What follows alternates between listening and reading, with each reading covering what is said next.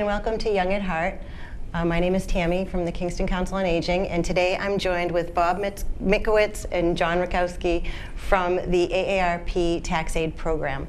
I want to welcome you both to the show today. Thank you for coming. Thank you. And if we could just jump in, because I know this is going to be a lot of information that people are really waiting to find out about, and if you could just tell us a little bit about your background, John, and how you got into this. Okay, sure.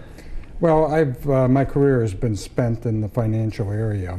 I'm CPA, and I basically worked in industry for the majority of my career in international tax matters. Mm-hmm. So when I retired, I wanted to do something different but still be of service.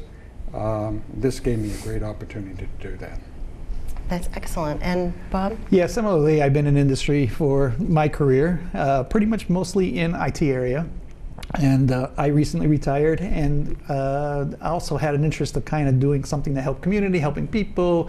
And AARP reached out at one point and said, if you have any interest in and are savvy enough to kind of work through taxes, can you please volunteer? And so I signed up for that, and I've been doing it now for this is my third year for doing it. That's great. I myself, I love doing taxes. I always have. I don't know why, but maybe that's something I'll do when I retire. Well, you don't have to wait till you retire. Oh, okay, that's good to know too. So could you just tell me a bit, I know that you both go to different senior centers. You'll be coming to Kingston and you work out of Duxbury during the tax season. Can you just tell me a bit about the program and how it works? Let me start. Okay. And the AAR Taxaide program is about 40 years old now, from what I understand, and actually it covers most of the United States. It is a free program to the taxpayer, and they can sign up and kind of take advantage of and participate and have their taxes prepared. Last year, the AARP statewide, Massachusetts probably did about 60,000 tax returns. And I think what I heard was it amounted to about $21 million worth of tax refunds for the clients that we serviced. So the program is quite extensive. We have a good turnout in both Duxbury and Kingston. And again, it's a matter of trying to help out the community in using the resources of the AARP Foundation. Mm-hmm. John? It's a community, a service to the community. Everybody that's involved, they are volunteers. Okay. So there's no compensation. In fact, we don't even want to tip when you... Okay, get that. No tipping. Yes. So it's people that are out there willing to help others, and we really find that a rewarding experience. Yeah, absolutely. And taxes can be so stressful for some people. So I think it's just a great thing to be able to do, and that you do it on a volunteer basis. Is there a limitation on who can use the services, or? It's really open to everyone. Now, as you know, the tax law is very complex, and so we're restricted in certain areas as to what we can do and what we cannot do. So we may not be able to satisfy the needs of everybody that walks in the door, but we try to serve those that we can. It's primarily focused on low to moderate income individuals, and with a special focus on seniors as well. For the Duxbury, Kingston sites, I think it's fair to say that the majority of the people are seniors. Mm-hmm. We do get families, though, that will come in. That is actually something that I've been trying to work on at the Kingston Center, is that we do usually focus on people that are over 60, but if you're under 60 and you have some kind of a need, whether we can help you or not, at least give us a call and we'll be able to tell you where you can go if we can't help. So it's good to know that that would be available if, first of all, scheduling was available, I would assume, and if the person fell into the right criteria. Let me add, and I'm just going to reinforce what John said, is that we have a profile of the kinds of taxes we will do. So as John mentioned, there are certain things we won't do. Off the top of my head, for instance, if you have rental income, we don't do that. If you have a business with depreciation, we don't do that. And there's a bunch of other things. Of course, the question comes up is, well, what is in and what is out? And what we try to do is when people are interested in the service, we try to screen a little bit for what is their tax profile so that we can determine whether or not this is something that we handle in the normal course of things. And part of the reason for screening is the fact that we are trained to do just the profile of a tax return that makes the most sense. When it gets very complex, then then we recommend that they would go to some another service, typically a pay-for-service type of thing. But we would screen to kind of find out, is the profile of the taxpayer in line with what we perform. But let me flip the coin and make it a more positive statement here. Most of our taxpayers are of the ilk where they're getting either a salary or a pension or Social Security or Social Security interest dividends. So most of the, we don't turn away that many in the end because people know this will work for them. Yeah, and that brings us to our next question as to how someone goes about getting their taxes done. So I know on my end, we've been beginning to start taking a list for people to schedule an appointment within the hours that we're going to be working at the center. So now once they get to the center, they meet with a greeter, from what I understand. Is that? Well, first of all, we want to encourage everyone to call the COA as soon as possible to get your name on the list. It's better to get in and get your return prepared rather than wait till the last minute. We Absolutely. We can only handle so many at a particular point in time. So when you call, we give you an intake sheet, something there that you have. Yeah. It looks a little bit frightening, but it's really not. We wanted to be able to have some basic information so that we can fill out some of the formalities of the return. And it also then gives us a heads up as to what to look for. For example, if you've received alimony payments, well, that's something that we're going to be interested in putting on the return. Yeah, another comment on that is some of the questions are purely informational. What is your name, your Social Security number, that kind of thing, what's your family structure and that type of stuff. But the other things are, do you have income from pensions? And it's a yes, no, or unsure. Hopefully, the intake form is answered with a yes or a no. However, you would come in, and if you're unsure, and you would have checked off the box for unsure. So we do have a greeter, which is the first step of our tax preparation process.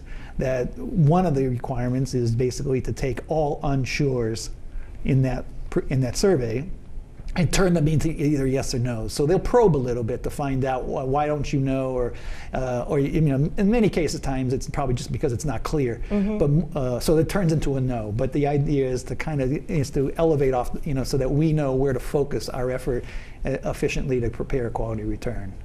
So yeah, so that's the other part of it. And then again, as John said, it may look formidable, but on the other hand, that's probably 90% of that data that's either a yes or some of the first page data goes into the tax return itself. So this helps us kind of accumulate some quality information for the return in order to get it right. Right, and I also did look through it just to see what kind of information was being asked. And I noticed it's similar to when I do my taxes. It asks, did you get divorced this year? Yes. Did anybody pass away? It just asks those questions about how your life may have changed in the past year, not for any other reason, but to fill out the return properly. And again, we want to trigger the things that matter and leave behind and not spend unnecessary time on the things that don't. So the form is just meant to probe where we would focus our time and attention during the preparation process. Okay, that's great. Now, for an individual coming in, they should probably plan on being with us for an hour, say an hour to an hour and a half. That gives us time for the greeter to review the form with them, make sure that everything is in order. If it's a complicated return or something like that, we may have to do a little bit of research on the spot to come to the right answer and things of that nature. But that just made me think of a question. How many people do you bring with you? Is it just the two of you at each place, or with a greeter? We create a capacity to be able to handle 2 returns at a time. Okay. But a taxpayer themselves would go through a process in which they would effectively go through 3 different stations in the Kingston Center and the Duxbury Center. The idea is you start with the greeter, and as we said, the greeter is going to clean up anything on the intake sheet or clarify anything on the intake sheet or determine if there's anything missing that we need before we start and go down the path and waste time that was necessary to complete the return. So the greeter would take approximately 15 minutes, pass to a preparer who actually does the typing in. Again, the taxpayer would have moved from the greeter to the preparer. That preparer is sitting at a computer and typing the data for the taxpayer into the computer, into our system. And oftentimes it's a downtime for the taxpayer because there's a lot of typing. We're copying data in off the forms, et cetera, et cetera. So, there's a little twiddling of the thumbs, bring a cup of coffee, something that kind of, but expect that process, we have to go through that to get the data in.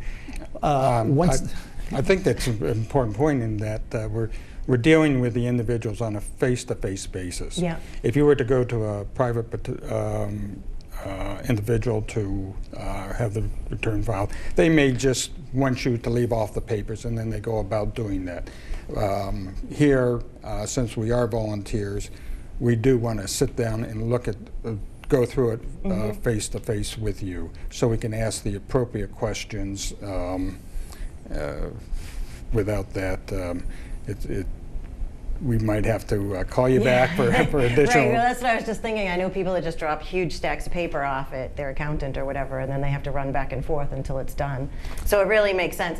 And we'll make sure that we have some coffee or snacks available for people so they don't get upset while they wait. Let me go back to your question in terms of people that we bring. So again, I think what I was saying is that you come in, you talk to the greeter, you then go to the preparer, and that's the process by which the data is actually entered.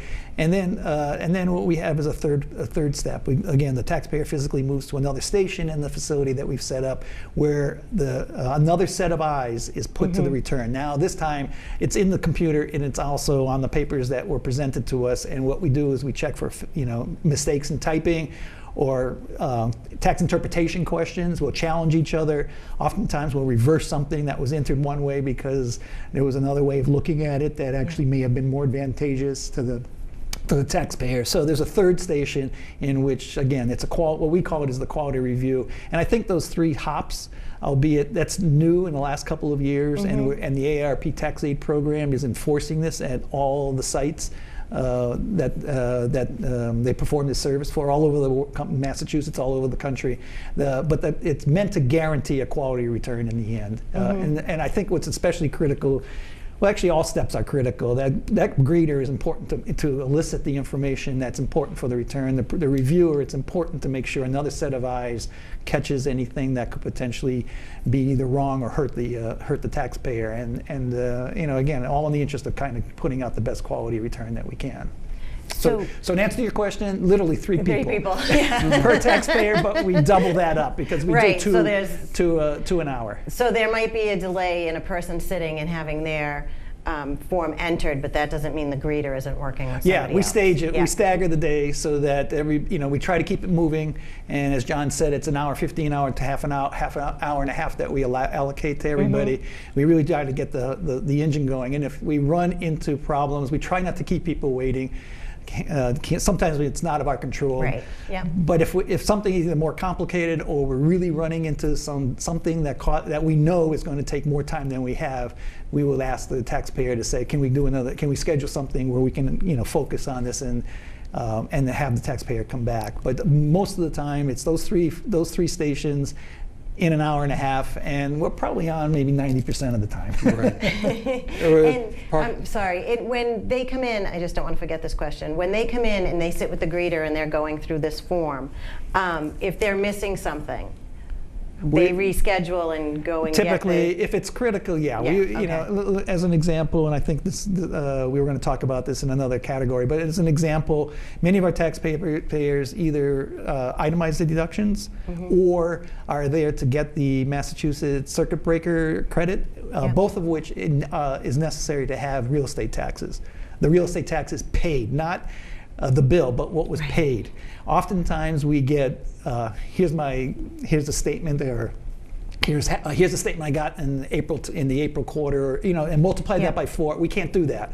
So what the greeter will do is we'll determine the integrity of the information on the real estate taxes, and if it isn't what we want or need, the good news is in Kingston, the town hall is right up the street, and literally oftentimes they get what we need and come back, and we still can accommodate their return the same day. But that's the thing that the greeter will try to do is, and if we have to, we do have to kind of say, come back with the right information, because it affects too much of the return that we can't proceed. Okay, and that's good to know, because I can set up the assessor's office to know when we're open for taxes, and that they might get a little more people. At least in Kingston, Duxbury, I think that the facilities are a little bit removed, but in Kingston, they know when it's tax season, because oftentimes we're sending people, back and it's amazing to me how fast they come back. So the town must be well prepared for that.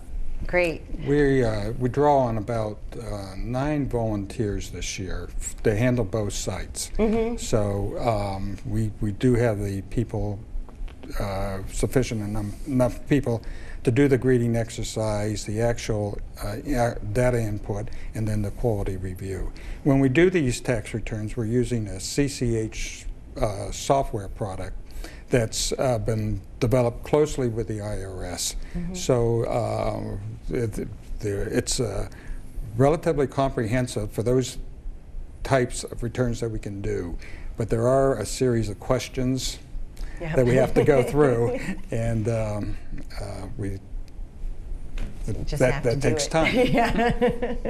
And I did want to point out, we have been talking mostly about Kingston and Duxbury, but there are other locations that people, you don't have to live in Kingston to go to Kingston, or Duxbury to go to Duxbury.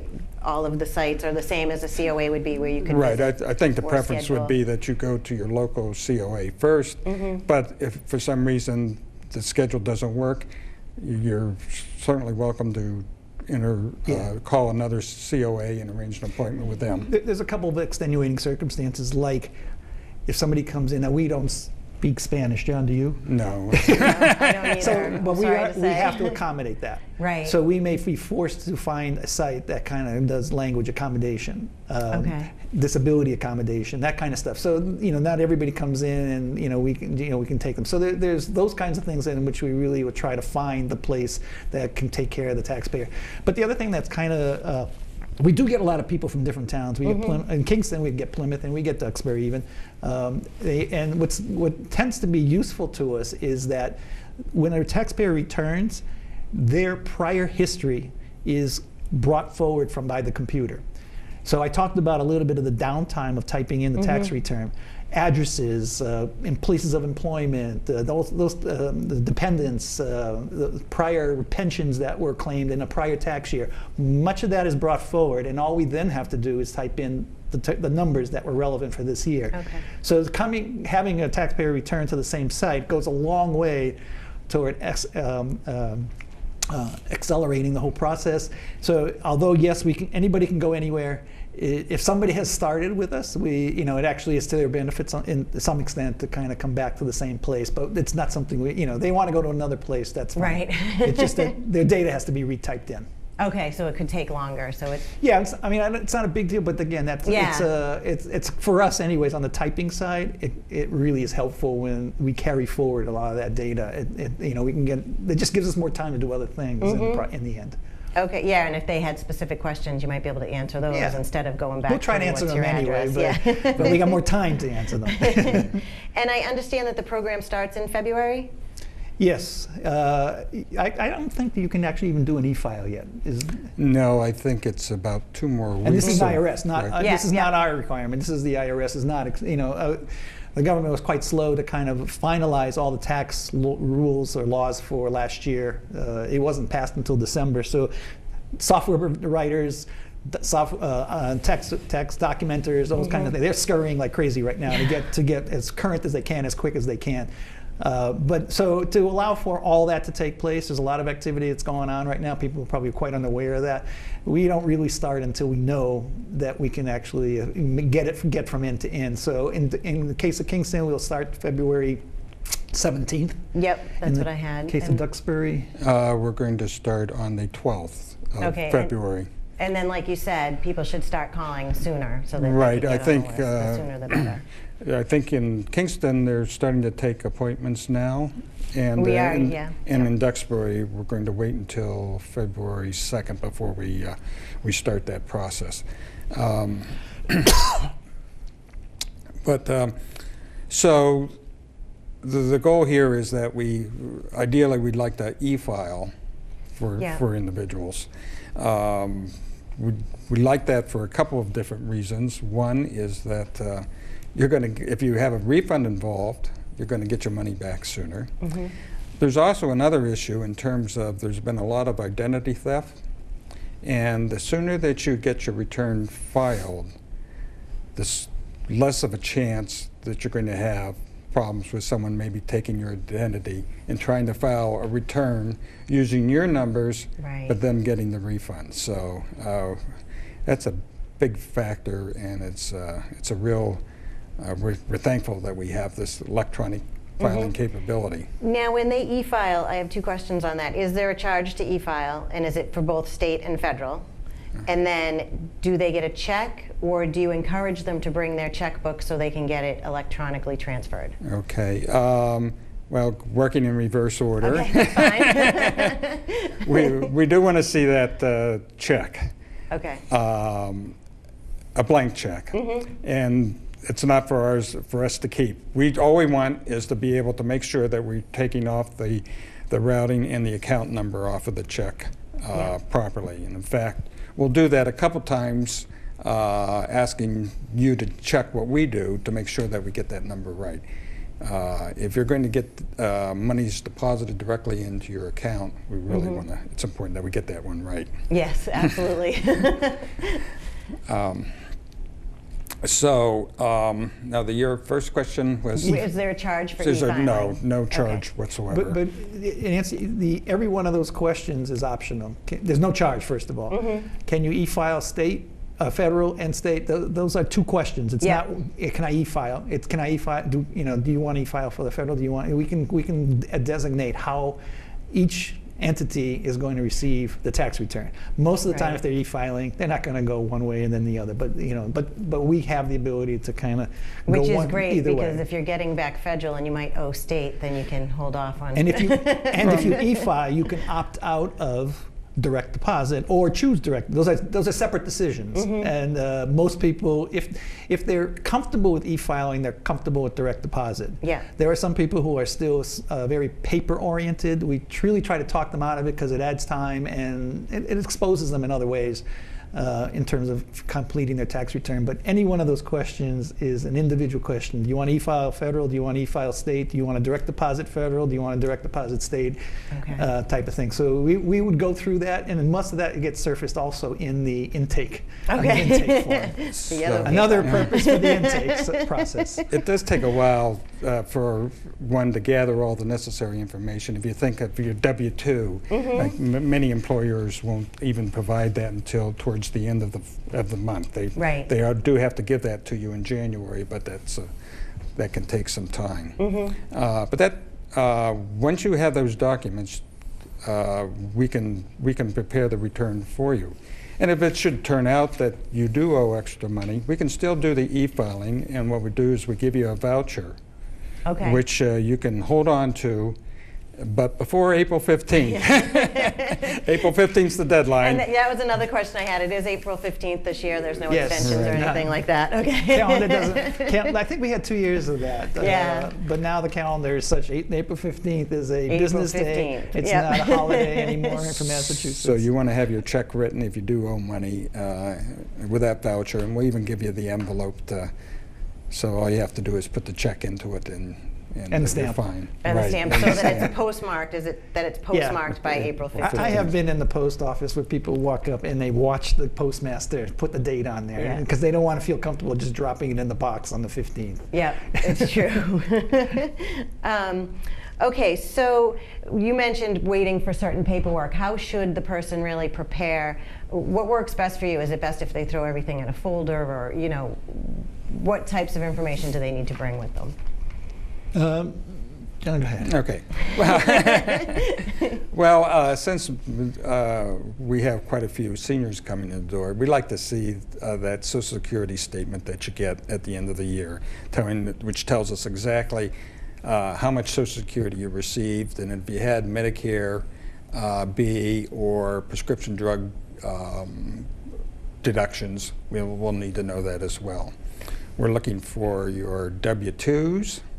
W-2s are for, just in case our audience, W-2s are your wage statements that comes from your employer. Okay. I mean, we talk the talk here. Right. W-2s, 1099s, but if, for people listening, the W-2s are your wage statements. Okay. Your banks will provide you, if it's sufficient enough, and I think it's got to be over $10, they'll provide you with a statement as to how much interest you've earned. Mm-hmm. If you're paying a mortgage, you're going to be getting a statement as to how much interest you paid during the year, and depending upon what the arrangement is with a mortgage company, it may also include what your real estate taxes were. Mm-hmm. But we still want to see that real estate tax bill for other reasons. So, and when you say that, the real estate, you want the printout from the town that shows what has been paid. I just want to make sure I'm reiterating. Well, or the do you want town the bill probably for that? has what we like from because of that isn't the only way to get it, but the town does give us a good summary. It basically says this is what you were charged, this is what we abated, this is or lessened your tax liability by, and this is what you paid and by date. So that gives us the full background information that we would need. There are other ways to get it. We're looking for what did you pay for real estate taxes and how much and on what date type of thing. Okay. Those can be provided in as well, checks, other ways. But the key is that we get what was paid, not what is due. What is due, yeah. Okay. And in the calendar year too. I mean, the town is on a fiscal year, July to June. We're looking from January to December. So you usually get that break in what you pay in January because it straddles into the new fiscal year in the town. So to come in with one quarterly statement, you can see it just leads to potentially some errors. Yep, absolutely. Okay. Another item would be broker statements. Brokers' statements will provide us, again, some information about dividends, interest, or if you have your stock holdings direct, the company will be sending you something as to what your dividends were. A big item, and we're going to talk about it a little bit more, but we're dealing with health care this year. Okay. And so you need to bring in, if you do get one from Massachusetts, the Massachusetts healthcare form. Okay, great. Unfortunately, we're starting to run out of time. I was just giving the warning. But is there anything that you can think of that is something that you've bumped into a bunch of times that we could say right now that might save some problems along the way? Or do you think we've touched on a better part of what people need to do? I think we have. And people know from dealing with their taxes in prior years, what they need to bring. John mentioned, just one thing, John mentioned a lot of the forms that get sent to you. There are things, charities, if you're going to be taking charitable deductions, including, or medical deductions, including mileage to and from a doctor or hospital, you need to have a good accounting of that on a pencil and paper, on a pad of paper, that type of thing. So those are the things you're not going to get in the mail, but that you would come prepared to bring. But if you give us the total package there, then we can go with it. Then the one big thing this year, everything else is pretty similar. But the one big thing, as John mentioned, is the ACA, Affordable Care Act. This is the first year there's a possible penalty. Most Massachusetts people will be okay because we had health care mandatory coverage required in Massachusetts. The rules are a little bit different between state and federal, but yet we should be pretty okay, and that's especially true for anybody on Medicare. That Medicare covers their requirement. Okay. The problem occurs when you don't have a coverage, then it gets complicated. Okay, great. Well, I want to thank you both for being here today. I hope that answers most of the questions, if not all of them, that people may have, and we'll see you next time on Young at Heart. Thanks.